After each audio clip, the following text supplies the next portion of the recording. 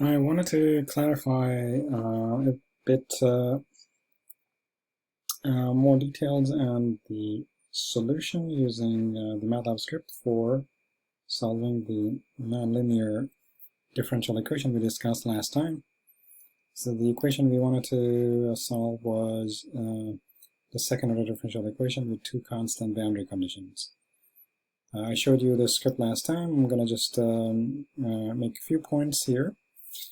I'm going to run the code and show you how basically you increase the discretization level to be able to solve it using very few unknowns to something about 100 or so unknowns in our unknown list. So if you remember, the first discretization level was 1, which leads to about 3 points, 2 of which are known corresponding to the left and right boundaries. So I'm going to put a breakpoint right here after I solve for the middle unknown with 3 points across the boundary or across the domain.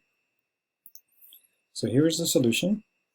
This is y against x. I have only 3 unknowns. 3 points. 2 of them are known. The first boundary, the right boundary, the second boundary, and then the middle point. The middle point I solve directly by solving the scalar equation. Now there's no system anymore. We didn't need Newton's iteration to do this. So okay, now I'm going to use these 3 values as initial guess for the case where I have 5 points across my domain. Again, 2 of them are known. Always the first and last points are known. So I'm going to cycle through this multi-dimensional case to show you how you can solve this at different levels. So I have the breakpoints here in the discretized cycle. So in the next resolution, this is what you get. So this was when discretized level was 1, which means 3 points. When discretized level is 2, you have 5 points. 1, 2, 3, 4, and 5 points. Again, 2 of which are known corresponding to the 100 and y equal to 0.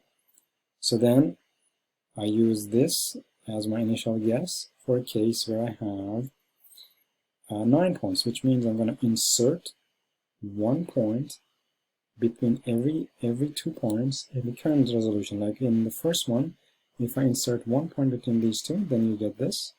And if you insert another point between these 2, then you get that. And that's how we increase the resolution from, let's say, 3 to 5 points.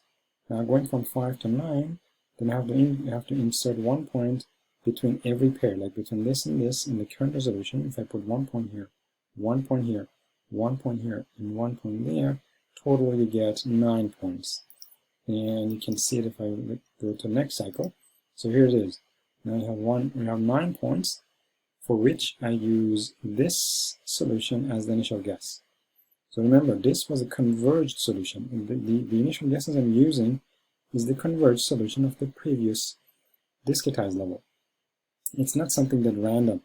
Well, we pick up the converged solution, and then we add a little bit of randomness, just a little bit, because if we add too much randomness to it, then it won't converge again.